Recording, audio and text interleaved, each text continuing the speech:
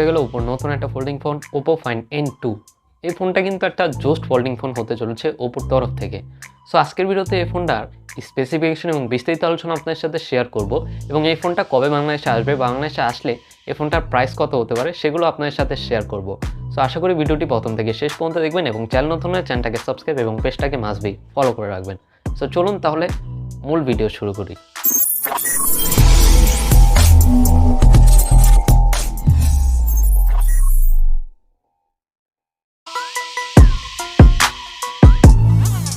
আমি বলা যাক ফোনটির ডিজাইন এবং বিল্ড কোয়ালিটি নিয়ে।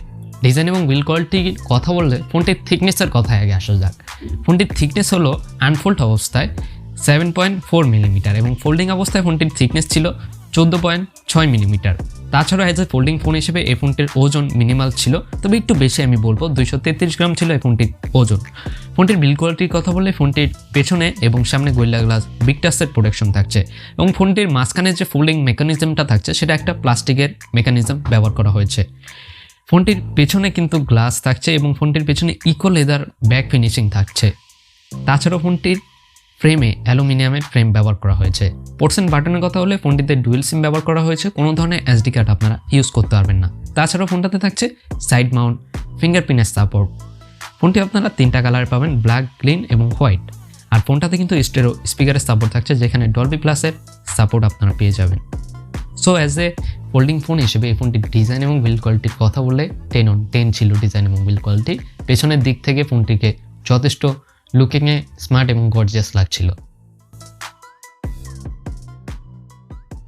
ডিসপ্লের কথা বলে ফোনটিতে ব্যবহার করা হয়েছে 7.1 ইঞ্চি একটা ফোল্ডেবল LPDDR5 AMOLED ডিসপ্লে, যেখানে 120 হার্জের রিফ্রেশ রেট থাকছে। যথেষ্ট স্মুথ আপনারা ফোনটাতে পেয়ে যাবেন এক্সপিরিয়েন্স। আর তাছাড়াও ফোনটির ডিসপ্লে কিন্তু HDR10+এরও সাপোর্ট আপনারা পেয়ে যাবেন। তাছাড়াও 1200 SBM এবং 500 নিটসের পিক ব্রাইটনেসের সাপোর্টও আপনারা এই ডিসপ্লেতে পেয়ে যাবেন। ফোনটির স্ক্রিন টু বডি রেশিও হলো 87.3%। তো বুঝতে পারছেন চিন এবং বেজেলস কতটুকু অ্যাভারেজ রাখার চেষ্টা করা হয়েছে।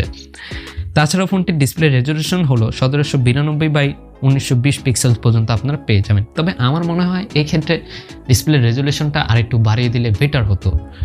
আর তাছাড়াও ফোনটিতে 370 ppi ডেন্সিটি থাকছে। তো এই ডিসপ্লের ভালো লাগা একটা ব্যাপার কি আমার কাছ থেকে শুনবেন, সেটা হলো আমরা যখন স্যামসাংয়ের ফোল্ডিং ডিভাইসগুলো দেখেছি যে সেগুলো যখন ফোল্ড করা হচ্ছিল তখন কিন্তু সেগুলোতে ফোল্ডিং করার পর একটা দাগ বা লাইনের মতো রেখা পড়ে যাচ্ছিল, কিন্তু এই ফোনটির ব্যাপারে কিন্তু ঠিক অন্যরকম জিনিস।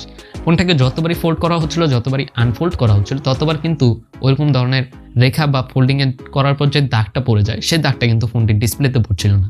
এদিক থেকে ওপো কিন্তু খুব ভালো কাজ করছে। ওপো ফাইন্ড N যেমন ছিল যে দাগ সহজে পড়ছিল না, ওপো ফাইন্ড N2তেও কিন্তু তার থেকে আরও উন্নত করা হয়েছে। ডিসপ্লে ফোল্ড করার পরও কিন্তু কোনো ধরনের দাগ বা ক্রিজ কিন্তু দেখা যাচ্ছিল। সেবার ফোনটির উপরে যে কভার ডিসপ্লেটা রয়েছে সেটাকে নিয়ে কথা বলা যাক। ফোনটির উপরে ব্যবহার করা হয়েছে 5.4 ইঞ্চের একটা অ্যামোলেড ডিসপ্লে, যেখানে 120 হার্জের রিফ্রেশ রেট এবং গোরিল্লা গ্লাসের সাপোর্ট থাকছে প্রোটেকশন হিসেবে। আর তাছাড়া এখানে 1080x2120 পিক্সেল রেজলিউশন থাকছে আর 1350 নিটসের পিক ব্রাইটনেস থাকছে। সো ওভারঅল ডিসপ্লের দিকে ওপো মারাত্মক দিয়েছে, মানে বলার মতো না, খুবই ভালো ধরনের ডিসপ্লে দিয়েছে ওপো এই ফোনটাতে। বাই দ্য ওয়ে, এবার পারফরমেন্স নিয়ে কথা বলা যাক। পারফরমেন্স নিয়ে কথা বললে ফোনটাতে চিপসেট হিসেবে থাকছে Qualcomm Snapdragon 8+ Gen 1, যেটা একটা 4 ন্যানোমিটারের 5G চিপসেট, আর যেটাতে একটা পাওয়ারফুল চিপসেট। এখানে জিপিইউ হিসেবে থাকছে Adreno 730, একটা জিপিইউ যেখানে আপনি ভালো গেমিং, ভালো মাল্টিটাস্কিং, এভারেজে হেভি কিছু গেমও আপনি এই ফোনটাতে খেলতে পারবেন, সেক্ষেত্রে আপনার কোনো ধরনের সমস্যা হবে না। আসলে এই ফোনটাতে 12256 এবং 16512 জিবির ভেরিয়েন্ট, দুইটা ভেরিয়েন্ট মূলত থাকছে। আর ফোনটি স্টোরেজ ভেরিয়েন্ট হলো EFS 3.1। সো ফোনটির ক্যামেরা আসা যাক। দেখুন, ফোল্ডিং ফোনে কিন্তু ডিসপ্লের দিকেই মেইন আকর্ষণ করা হয়, তবে এই ফোনটার ক্যামেরাতেও কিন্তু মারাত্মক আকর্ষণ রয়েছে। ফোনটার প্রাইমারি যে সেন্সরটা রয়েছে সেটা হলো 50 মেগাপিক্সেল, আর ফোনটাতে কিন্তু ট্রিপল ক্যামেরা সেটআপ রয়েছে। ফোনটির সেকেন্ডারি যে সেন্সরটা থাকছে সেটাতে 32 মেগাপিক্সেল থাকছে, আর যেখানে 2x অপটিক্যাল জুমের সাপোর্ট থাকছে এবং 48 মেগাপিক্সেল যে লেন্সটা থাকছে সেখানে একটা আলট্রা ওয়াইড লেন্স রয়েছে। তবে ফোনটির প্রাইমারি যে সেন্সরটা রয়েছে 50 মেগাপিক্সেল, সেখানে OIS এর সাপোর্ট থাকছে। ভিডিওর কথা বলে ফোনটাতে 4K 60 এবং 1080p 240 fps পর্যন্ত আপনারা ভিডিও করতে পারবেন। ফোনটির সেলফি ক্যামেরা নিয়ে যদি কথা বলি, ফোনটির সেলফি ক্যামেরায় সামনে এবং পেছনে উপরে কভারের উপরে যে ক্যামেরাটা এবং কভারের ভিতরে যে ক্যামেরাটা, ফোনটি ফোল্ড এবং আনফোল্ড করলে দুইটা ক্যামেরা যে দেখতে পারেন, সেই দুইটা ক্যামেরাই কিন্তু 32 মেগাপিক্সেলের সেন্সর আপনারা দেখতে পারবেন সেখানে ব্যবহার করা হয়েছে। ওভারঅল ক্যামেরার দিকেও কিন্তু ওপো এবার ভালো একটা নজর দিয়েছে, তো এই জন্য একটা বিগ থামস আপ ওপোকে দেওয়াই দরকার। ব্যাটারি নিয়ে কথা বলা যাক। ফোনটিতে ব্যাটারি হিসেবে থাকছে 4520 mAh battery. As a folding ফোনে আমরা দেখি যে ওইরকম 5000 বা 6000 mAh কোনো ব্যাটারি থাকে না, যেহেতু এটা ফোল্ডিং ডিভাইস। তো সেই ক্ষেত্রে ব্যাটারি মেজারমেন্ট মিডিয়ামে ছিল, অত কমও না এত বেশিও না, ঠিকঠাকই ছিল। সো এই ফোনটাতে 67 ওয়াটের চার্জিংয়ের সাপোর্ট থাকছে, যেটা খুবই ভালো একটা চার্জিংয়ের সাপোর্ট দিতে পারবে। 4500 mAh উপরে যেহেতু ব্যাটারি রয়েছে, তো সেক্ষেত্রে একটা ভালো চার্জিং সাপোর্ট দিতে পারবে।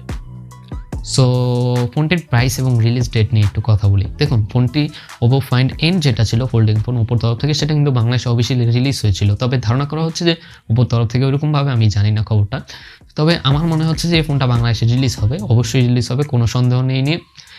সো এই ফোনটা রিলিজ হলে আমি যেটা দেখলাম বাংলাদেশে অনেক ওয়েবসাইটে এটার প্রি রেজিস্ট্রেশন বা বুকিং চলছে, সেটা হলো 1,10,000 টাকার মতো প্রাইস, বা 1 লাখের মতো, 1,10,15 এরকম হতে পারে প্রাইস। সো আপনারা এই ফোনটা চাইলে নিতে পারেন যারা ফোল্ডিং ফোনকে ভালোবাসেন।